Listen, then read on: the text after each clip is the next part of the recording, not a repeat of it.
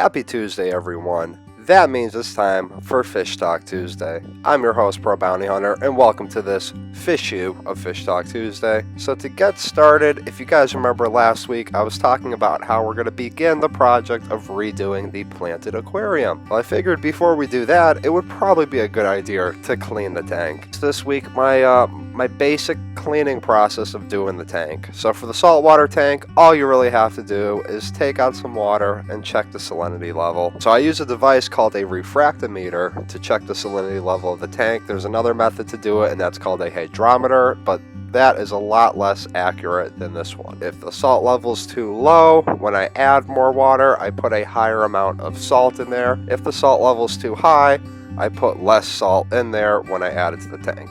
So I like to give the salt a good half hour to dissolve inside the water. I shake it up. I do this little method of I shake it up and I let it sit and I shake it again. I do that a couple times before I add the rest of the stuff that I have to it. So basically all I do is go around and I siphon everything out of the bottom. I try to get as far down to the bottom of the sand bed as possible to get all the nasty crap and everything that's settled down there. And also to help the sand sifting fish that I have do its job.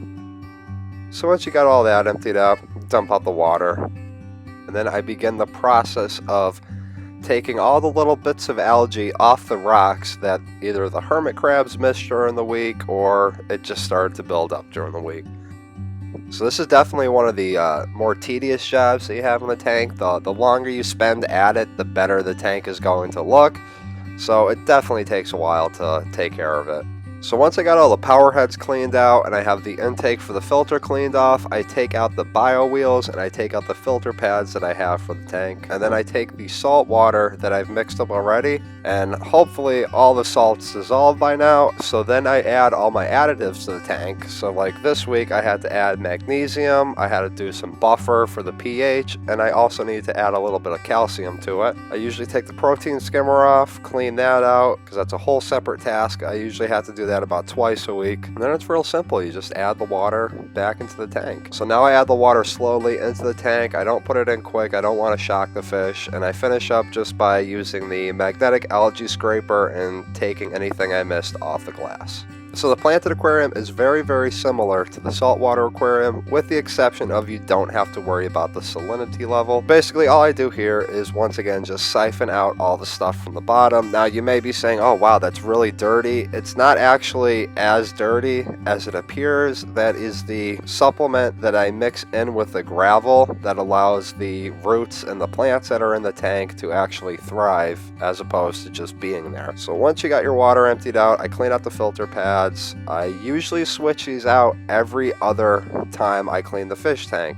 If it's a saltwater aquarium, I switch them out every time I do the fish tank, but for the freshwater, I usually just rinse out the charcoal filter and it's good for another fish cleaning, I guess. So I like to add this stuff Flourish to the planted tank. It just seems to make all the plants a little bit greener. I don't know what it is. The stuff is really, really concentrated. I've had this bottle for over 2 years now, so it lasts a while. So I finish up this water change for the freshwater aquarium by adding more water to the tank. If you live in a town that treats the water, you're going to want to use something like Prime or something to remove the chlorine and the additives that they put in the water. I have an RO system downstairs, so I make up my water for both fish tanks, and I use that for the freshwater along with the saltwater.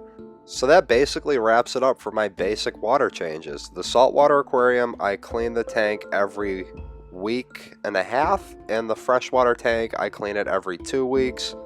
And then on the opposite times of me cleaning it is when I'll do a big water change, but I will save that for another episode of Fish Talk Tuesday. All that's really left to do at this point is to just let the water settle, let everything settle back down to where it has to be, and the water is going to clear up for you. In the case of the saltwater tank, you're going to want to go over there with a salinity refractometer or hydrometer and check the salt level to make sure it's about 1.026. And then following that, I usually wait about 3 to 6 hours and I'll do all my individual tests for things such as calcium, magnesium, alkalinity, nitrates, nitrites, all that stuff. Once again, that's going to be a different episode.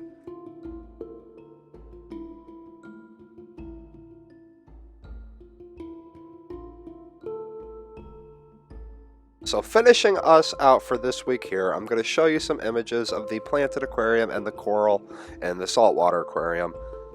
Don't forget, guys, if you have any suggestions for plants or fish that you would like to see added to the freshwater aquarium, please leave them in the comment section below. I'm actually going to be heading out this afternoon or early tomorrow morning and going to the local fish store to pick up a couple of fish to start the process of redoing the tank. And that's going to wrap it up for this issue of Fish Talk Tuesday, everyone. I apologize it was a shorter episode. If you can't tell by the sound of my voice right now, I can't really breathe out my nose, and my throat is extremely sore, so it was kind of a struggle to get this going here. I was hoping if I went to bed last night and woke up this morning that I would be able to record the audio, my voice would sound halfway decent, but that was not the case. Thank you very much, everyone, for watching the episode. Don't forget, leave your comments, suggestions down below. Hit the thumbs up button if you enjoyed the video, and I'll be seeing everyone next week for the next issue of Fish Talk Tuesday. And until next week, my friends, don't forget to keep it salty.